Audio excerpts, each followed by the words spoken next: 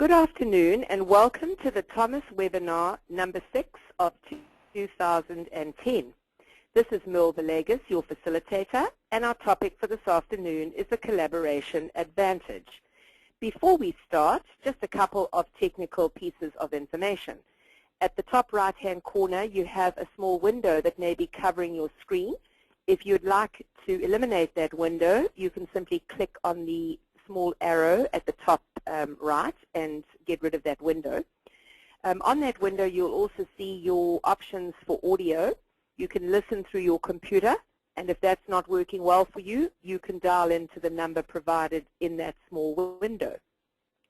If you'd like to give comments or ask questions as we go along, please don't hesitate to type those into the pane on the right, which you'll have to open to do so, and we'll respond to those at the end of the session.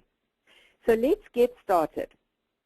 Collaboration is fast becoming a new buzzword in connection with teamwork as a leadership competency and is currently being touted to give companies competitive advantage. As our world becomes increasingly interconnected through technology, many previous barriers to communication and collaboration have been dissolved. Our webinar today will explore what collaboration really means, when it works, when it doesn't work, and how to use it as a competitive tool. We'll discover why it's so tough to be a collaborative leader and how a leader can facilitate a collaborative conversation. We'll apply Thomas Disk and role factor theory to the topic for several polls and takeaway applications for our trained users listening in. So let's talk about the definition of collaboration. When talking about collaboration, it's important to define what exactly we mean. I know when I started researching this topic, collaboration really meant teamwork to me. And often we use the word collaboration as a synonym for cooperation or teamwork. But based on the research I did, there's a much deeper and broader understanding and application. 3 good books are used here as quotes, and I've referenced them at the end of the webinar. So David Strauss talks about collaborative problem solving. He builds on the word collaboration and talks about planning, creating, solving problems, and making decisions together. Evan Rosen talks about working together to create value while sharing virtual or physical space. And Morton T. Hansen takes a very wide approach and talks about company-wide collaboration as being different from traditional teamwork or business units working together, but focuses more on company-wide collaboration and how we can build a collaborative culture.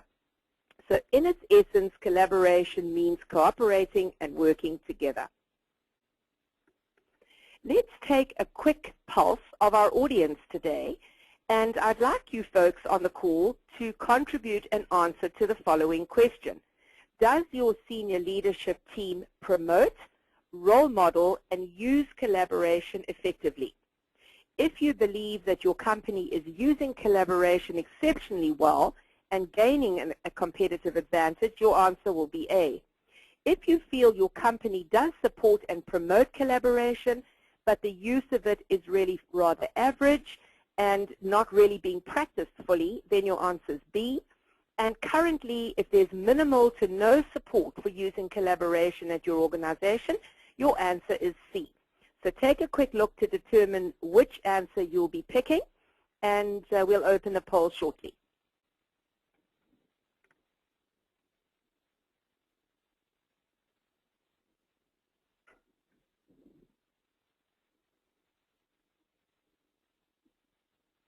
You should be seeing the poll question on the screen, and you can just click and submit your answer.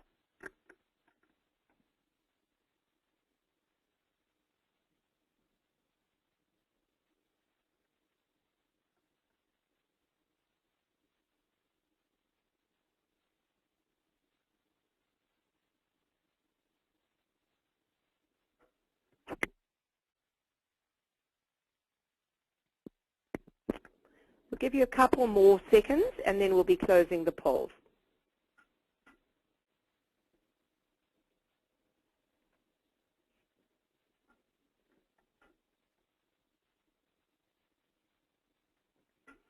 Okay, so not really surprising results, I would guess.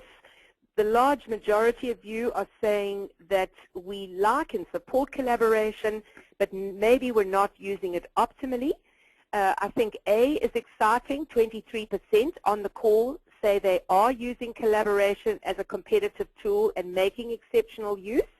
And then there's some of you on the call, to a lesser extent, who say there's minimal support, but we'd like to get into collaboration more. So let's move along and learn a little bit more about collaboration and the difference between good and bad collaboration. So as we said, collaboration is a competitive tool, and the end goal is getting results. A great example of good collaboration is the development of the iPod. And I absolutely love the iPod, and I also love the iPod story. And this is the story. The iPod wasn't the first portable music player using a hard drive to hit the market. In fact, in 1998, the Rio, a portable music player holding about 100 songs, was available. The iPod is easy to use, it looks cool, and works with Apple's iTunes software to allow users to manage music on their computers. What did we do before the iPod? Once users started to examine the iPod, they realized that it wasn't a technological revolution, but rather a shrewd combination of many different pieces.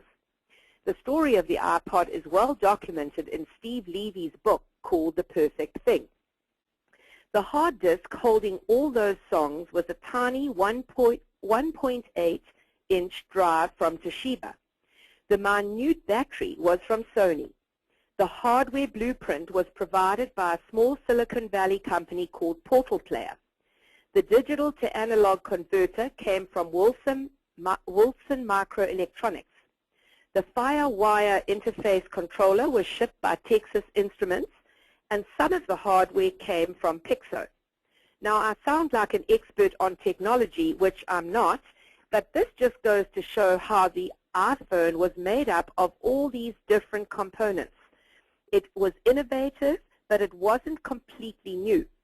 According to Steve Levy, the team had to integrate all the pieces from outside of Apple and work across several units within the company, which included John Robinstein's hardware division, Jeff Robbins' iTunes division, Apple's industrial design division headed up by Jonathan Ives. They were able to resolve complicated issues, and it required many interactions between the teams. Robbins reported, "It was just an incredible team project. We were all working late at night, and it was highly energizing. There were no boundaries. The hardware guys, the software guys, the firmware guys all worked together. It was an amazing experience." The speed of the project was incredible. It was started in February of 2001, and the iPod product was ready in October of 2001, just before Christmas. It truly was an 8-month sprint and a really good example of good collaboration. And I think when we think about all the competitors on the market that didn't get a product to market, we can appreciate what Steve Jobs at Apple did with his team, and we can see how important collaboration was. Another really great example is the Procter & Gamble collaboration story. For those of you that listened to the innovation webinar, we talked about this, but I have another really great example, just to give some background. On June the 8th in 2000, A.G. Lafley stepped into one of the most difficult jobs in corporate America, CEO of Procter & Gamble. Stock prices had plummeted, and the company was in really bad shape. Lafley did not respond to turbulence within the company with more turbulence, but instead refocused the company on what Procter & Gamble had always done best, growing their existing brands, bit by bit through innovation and collaboration. Collaboration was an important ingredient in Lafley's recovery plan. He articulated a new goal to focus the organization. We want Procter & Gamble to be known as the company that collaborates, inside and out, better than any other company in the world.